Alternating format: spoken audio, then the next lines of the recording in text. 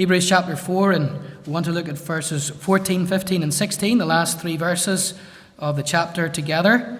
But verse 16 simply says, "Let us therefore come boldly to the throne of grace, that we may obtain mercy and find grace to help in time of need." Sometimes I think, if we're honest, whenever we read the Bible or else we hear the Bible preached or taught, sometimes the messenger can overshadow the message. You can find that with a preacher, for example. You get so caught up in him and his personality and who he is and perhaps his persona that you really kind of forget about what he's actually saying. This can be guilty. We can all be guilty of this in preaching, even in reading the Bible. We can go through some of the epistles, for example, and the mind can wander about the great man that Paul was, instead of actually taking time to digest the message that they're trying to convey. This happened in history. Mark Antony of Rome, he came to Cleopatra of Egypt, and he had a message for Egypt from Rome. But Cleopatra of Egypt, she was so overtaken by Mark Antony, his personality and his charisma, that she flung herself into the arms of not merely him, but all of Rome as well. But in the book of Hebrews, exactly the opposite could be said, because the focus is not at all on the messenger. The focus is on the message. If you read the opening verses of the book, chapter 1, verses 1 and following, you'll not find what you usually find in an epistle. For example, the epistle to the Philippians that we looked at for a number of months here, it speaks of Paul, a servant of Jesus Christ. Ephesians, Paul. The book of Jude, we read that you have the author there, Jude. But Hebrews chapter 1, verse 1, we're not told the author, because we simply read, "God, who at sundry times in divers manners spake unto the fathers." You see, the focus is not on Paul. The focus is not on the messenger. The focus here is dead front and center. It's the person and the work of Jesus Christ. He is set forth as the one who is to be absolutely superior, and you find that throughout the book. In chapter 1, he is set forth as superior in terms of the fact that he is over all creation. He is greater, he is above creation. Look at verse 3, for example there. "Being in the brightness of his glory, the express image of his person." What's Christ doing? He's upholding all things by the word of his power. In other words, that's simply saying that Christ, he upholds creation by his power. This world is spinning, you could say, on the very fingertips of Jesus Christ. And so in chapter 1, he's magnified, and he is magnified above angels. You find that in chapter 1. It speaks of the angels, and it's really saying that this one, Jesus Christ, he is above a created and a sinless being. He wasn't created. He is immortal. Sinless, yes, but he's above angels. And yet in chapter 2, whilst we find him being superior to angels in chapter 1, this same one who was superior to angels chapter 1 is made a little lower than the angels chapter 2. Because we read there of him being made in the likeness of men. In other words, Jesus Christ, in becoming a man, he stooped. Sometimes as humans we think that there's something great about us, and yet we must realize that Christ, in becoming a man, he was made a little lower than the angels. It behoved him to become essentially one of us. And so we find that in chapter 1 he's greater than the angels. Chapter 2, in his person, in becoming a man, he's made a little lower than the angels. Chapter 3 and 4, he's then set forth as bringing his people into rest. That's really what you have in chapter 3 and 4, bringing them into the land of rest. And as I said, verse 9, we have the day of rest set apart from the rest that Christ brings his people into. Then the second, or the rest of the book, you could say, or certainly chapter 5 through 10, he is set forth as superior in terms of being greater than any priest. Remember, this is what the book is all about, essentially. That Jesus Christ, he is greater than creation, greater than the angels. He is greater than everything, and that means he is greater than the Old Testament priesthood. Whether you take the Levitical priesthood or you take the high priesthood that really descended from the lineage of Aaron, that's really what chapter 5 to 10 is all about. And there's a reason for this, because Paul is writing to Jewish Christians, individuals who have converted to Christ from Judaism. But what were the Jews saying to these individuals who had converted to Christ from Judaism? They were saying, well, we have our high priest. Look at him in his great clothing and his great work and the fact that he's praying for us, etc. You don't have this. You're resting in a religion without a high priest. And yet, so the thought really here is of Jesus Christ being greater than the priesthood, the great high priest, as he's called in chapter 4, verse 14. You actually look at verse 14 there. It says there, let us hold fast to the profession of our faith. So he's saying that in doing this, I want you to hold fast. I want you to not give up. I want you to not turn back to the old dead rote and rite and ritualism of Judaism. Hold fast. The term in the Greek, it's hold tight. Hold, cleave to Jesus Christ, because he's greater than any earthly high priest. And so what is Paul is really doing here is he's saying, come to Christ, be taken up with him, one is superior, greater than creation, greater than the angels, and yet this same one who is greater than everything. Verse 16, we cannot merely come to him, but come boldly to him. Come boldly to God through this one, that we may obtain grace to help in time of need. You see, in difficulties, messengers are helpful. Yes, of course they are. Whether it's the like of myself, whether it's a friend, a Christian friend, someone you lean on, messengers are helpful. Don't get me wrong. A brother is born for adversity, the Proverbs tells us.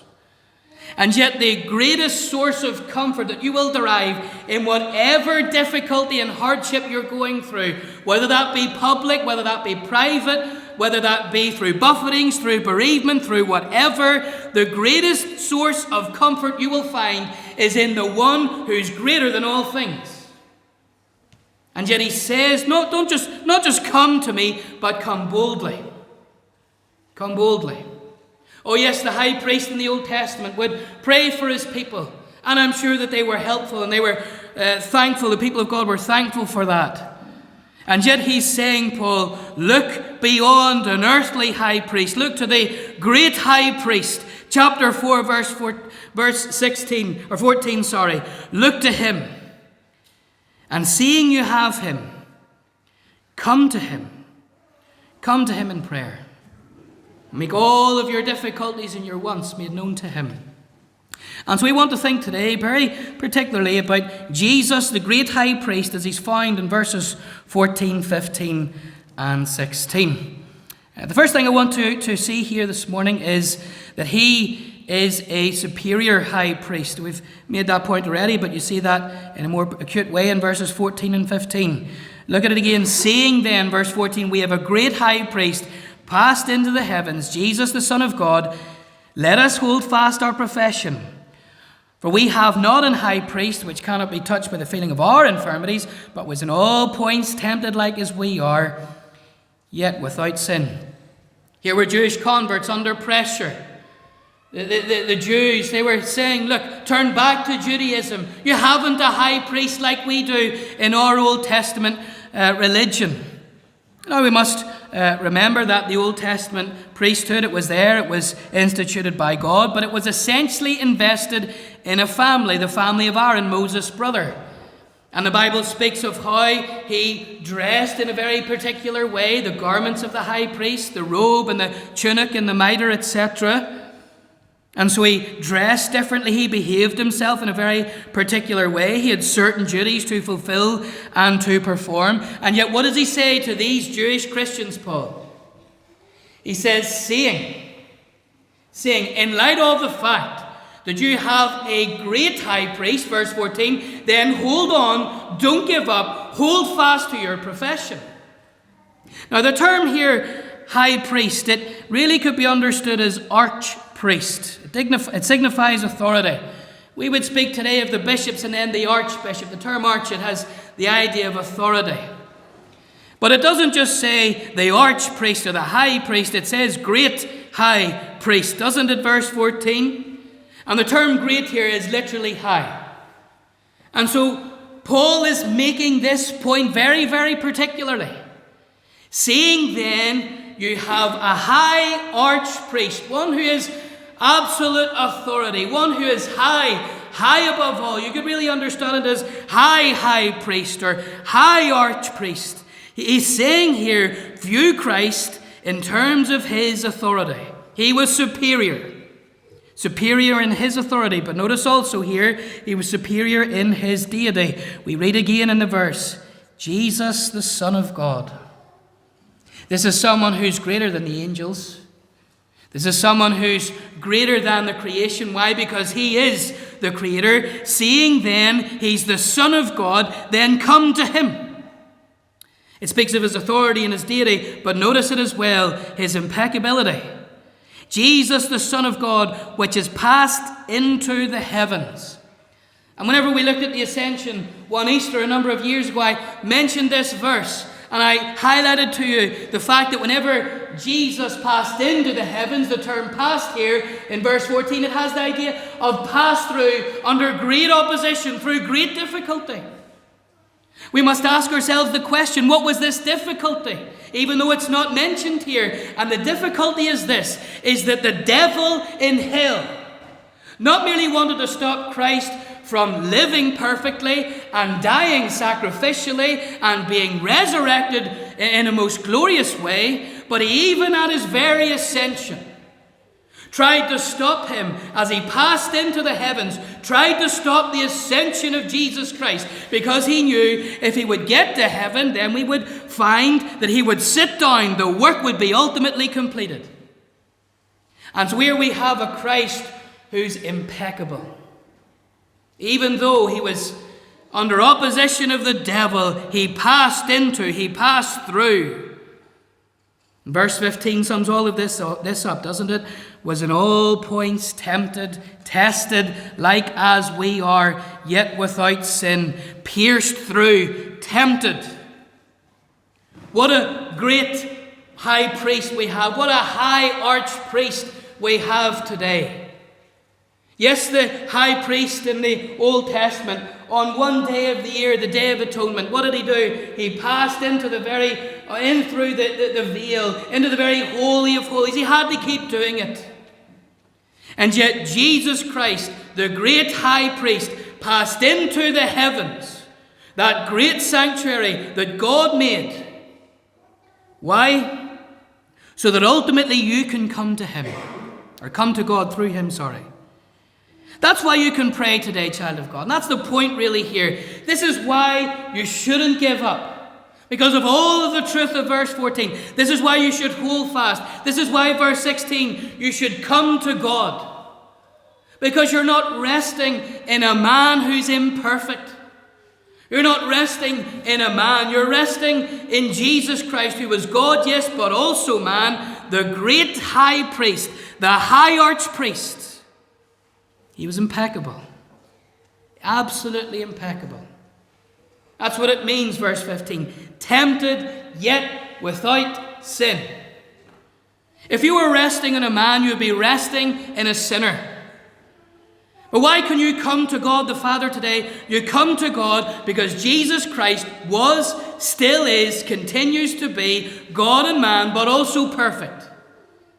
And he is now in glory, sat at the right hand of God, in the majesty and high, as it speaks here of him sitting down in this chapter. And there he is. And he's praying for you.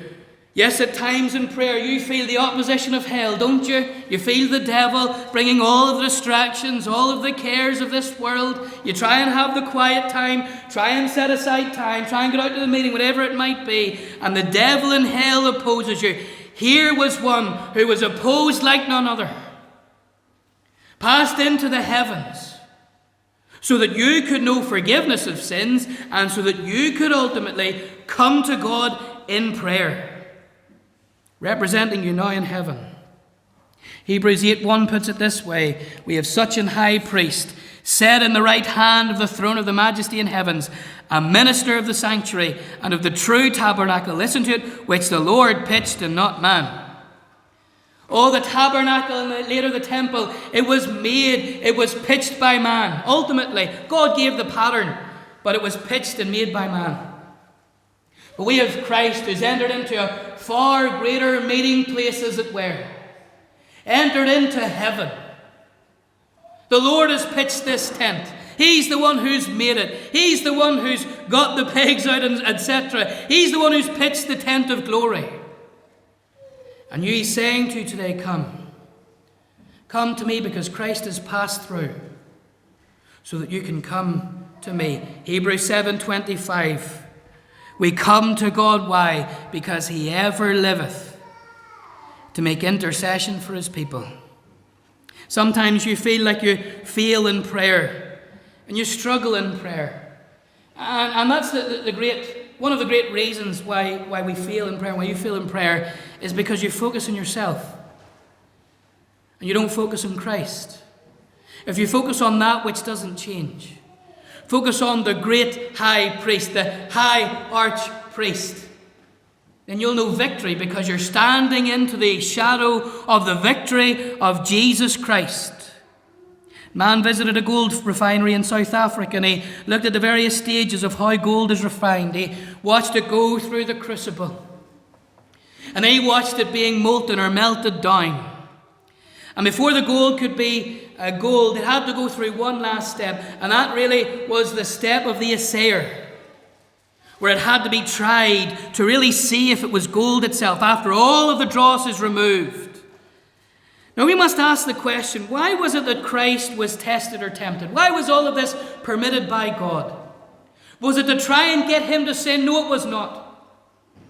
It was to prove that he could not sin. It's to prove that he could not sin. And he would not sin. That is why he passed into the heavens. That's why he was in the wilderness 40 days. That's why he was tempted in all points like as we are, and yet without sin. And so we have him. He is a superior high priest, but I want you to see secondly here that he is a sensitive high priest. A sensitive high priest. Look at verse 15 now. Cannot be touched with the feeling of our infirmities, but was in all points tempted like as we are, yet without sin. This verse makes it very, very clear that there's nothing aloof here about this high priest. In the Old Testament, there was something great and grand about the high priest, but there was something very, very aloof as well about him. You would see him walking, you would see him in his perfect garments and perfect clothing, and there was something aloof, something that was a distance to the average normal Jew. Christ is not presented that way, no. We read here that he cannot be touched with the feeling of our infirmities. We have not an high priest. Sometimes it's difficult to understand what that verse is saying, but there's a number of teachers here, and the teachers would tell us that the double negative makes a positive. Sometimes we say in society 2 wrongs don't make a right, but in English it does. 2 no's make a yes. And you look at it this in that light, verse 15, we have not an high priest which cannot be touched with the feeling of our infirmities. In other words, we have a high priest who is touched with the feeling of our infirmities. We have one who literally feels what we feel. The term here, touched with a feeling, and it's one word in the original. It's where we get our English word sympathy, sympatheo. You can understand it this way. We have a high priest who sympathizes. He's touched with the feeling of our infirmity. That's what you do when you show sympathy, isn't it? Someone who's lost a loved one, you go and you sympathize with them. Someone who's going through a hard time, you go and you say, I'm here, I'm sympathizing with you. What are you doing? You're saying, I feel what you feel. I know what you're going through in a sense. Here we have the sympathizing high priest, don't we? Now there's a reference to the fact that the high priest, even the Old Testament, that they had to go through difficulty. This was one of the qualifications of being a high priest. Look at chapter 5, verse 2 of Hebrews.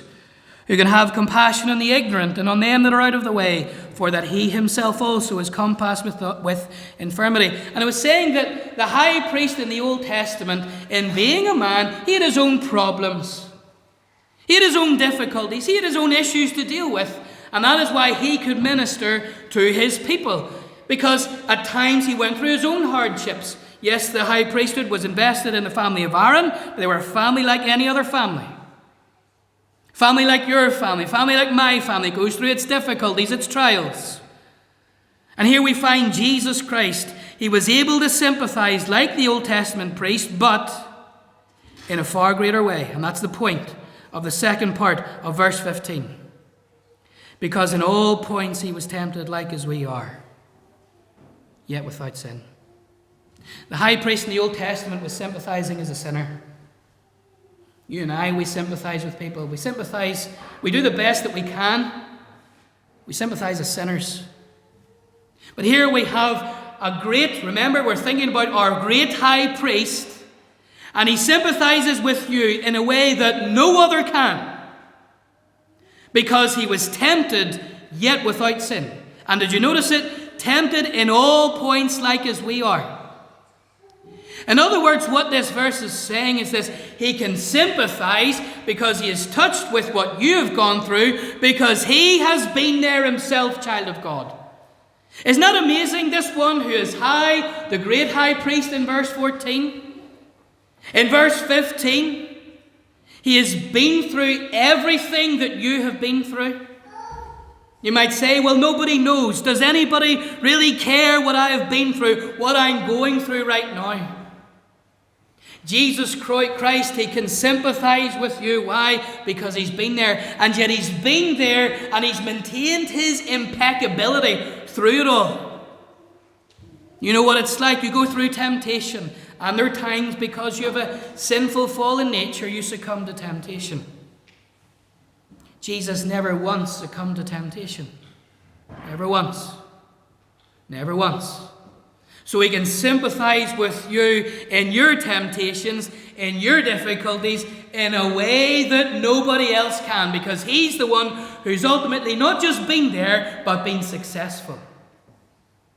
You've lost a friend, maybe recently.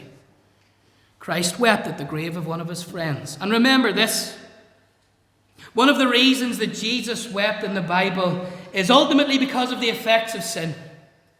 And I'm sure that in John 11, when you read that Jesus wept, that yes, he was weeping because of the fact that he had lost his friends. Lazarus was described in John's Gospel as one who Jesus loved. But one of the main reasons that Jesus was weeping there was the fact that he stood at the tomb of Lazarus and he's weeping at the effects of sin. Now, which of us can weep over the effects of sin perfectly? None of us. We weep, and we weep for various reasons, and various legitimate reasons, obviously. You feel rejected and despised of men today. There you have the man of sorrows, rejected, acquainted with grief. All for you. And remember this, all as a real man. Everything you've gone through, he went through. Matthew 4 verse 2, it says, afterward he was an hungered. Speaking of his temptation, he was hungry. He knew what it was to be hungry. Knew what it was to be thirsty. One of the cries on the cross, I thirst. John 11, it says that Jesus wept. John 4 verse 6, Jesus being wearied with his journey. You're tired at times, child of God. Jesus as a man knew what it was to be tired. Last Sunday we looked at him, didn't he, for a while, and there he was sleeping on a boat. Why? Because he was tired. Sometimes we just get so tired of it all, so frustrated with it all. Jesus knew what it was to groan in his spirit, to be tired physically, to be tired emotionally. He's been there. What a wonderful high priest you have then today. Not one who's unapproachable, not one who's indifferent, not one who's aloof. Tempted in every point as you were tested, and yet without sin. You know what it's like? Sometimes you struggle to articulate what you're feeling. You maybe come to someone, do they really get it? Do they really know what I've gone through? Maybe you just withdraw. You can come to God in prayer knowing that your high priest has been through every single thing that you've been through. And so he was superior and he was sensitive. But I want you to see lastly here, he is a supportive high priest. Look at verse 16. Let us therefore come boldly to the throne of grace, we may obtain mercy and find grace to help in time of need. When he says, "Come boldly to the throne of grace, that we may obtain mercy," this was so foreign to the Jewish psyche, the Jewish thinking. Why do I say that? Because remember Old Testament imagery, it speaks of kings having to permit or beckon people into their presence. Think of Esther 4, for example. There's Esther. Remember, she's married to the king. She's married to King Ahasuerus. And even though her husband is the king, you still read in Esther 4 that he had to extend the royal scepter to his wife as a loyal subject. And so the point is that if you tried to approach a king, you were in danger of death. And so the Jews, in knowing this is why this is so foreign. Come boldly to the throne of grace. That's why Paul uses this imagery. He's saying, thou art coming to a throne, yes, but you can come boldly. It's not as if you have to wait for certain times of the day. Remember the Jews, they had set days or set times for prayer, specific times that were designated in the house of God. Maybe you had a need and you're burdened and maybe the morning hour has just passed and you have to wait to noonday. You want to get this off your chest. But no, Paul's saying here, you can come as an uninvited guest. You can come boldly. Boldly to the throne of grace. The image here is of God as King and ruler, and yet because of Jesus as their great high priest, they could come whenever they needed and they could bring whatever they needed. Find grace to help, verse 16, in time of need. He's saying you come in your time of need. Don't come at set, or feel you have to come at set times or specific times. Come whenever you feel that you're in need. And you can come boldly. And just whilst you're coming to a throne, it's a throne of grace. It's not a throne of justice per se, because justice has been satisfied in Christ. It's a throne of grace, and as you come to the throne of grace, you obtain what? You obtain mercy. Mercy. Mercy in the situation that you're going through. And all the while you can come boldly. See, child of God, you have one who not merely is sensitive to your need, but in the glory you have one who wants to support you in that need. And he's saying, come today. Should be nothing holding you back. Come boldly. Because you have, seeing verse 14, in light of the fact that you have this great high priest, verse 15, he feels for you, verse 16, therefore come boldly. And that's the point really. That's why he goes on, chapter 5 to 10, to further establish that he is greater than all of the priesthoods, the order of Melchizedek, the Levitical priesthood, the Aaronic priesthood, greater than them all. You can come boldly. You can have ultimate and unlimited grace and mercy through him. You need not fear. You'll not be cast away, child of God. There is no need that is too small, no need that's too great. You come boldly to his throne. Isn't there a hymn that says, thou art coming to a king, large petitions with thee bring? The throne room itself says you can come boldly because it's a throne of grace. You don't deserve it, child of God. Not one of us deserves to be in the very presence of God, but through our great high priest, who is not merely the great high priest, but has made sacrifice and atonement for your sin. You come to God through him. That's why verses like Psalm 46 verse 1 is such a treasure to us as Christians. God is our refuge and strength and a very present help in trouble. This is why we can come to him. He's a very present help in trouble. There's nothing holding us back. We don't have to come to a building. We don't have to do something, say some, have some be, whatever it might be. It doesn't really matter. As long as we're in Christ, coming through Jesus Christ, we will find in him a very present help in trouble. A girl had been promised the privilege of climbing a nearby hill where her brother loved to play. And when she saw the steep path up the hill, she said this, why isn't there a smooth spot anywhere? It's all bumpy and stony. Her brother said this. Yes, there are bumps and there's stones here.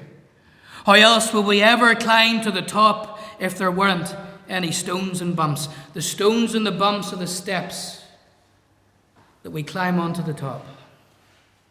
And sometimes, child of God, the stones and the bumps in the road are what you climb on to get to coming to God. Come boldly, and you'll find grace to help in time of need. May God bless these few thoughts, hearts and lives this morning. Let's just close our time in a word of prayer.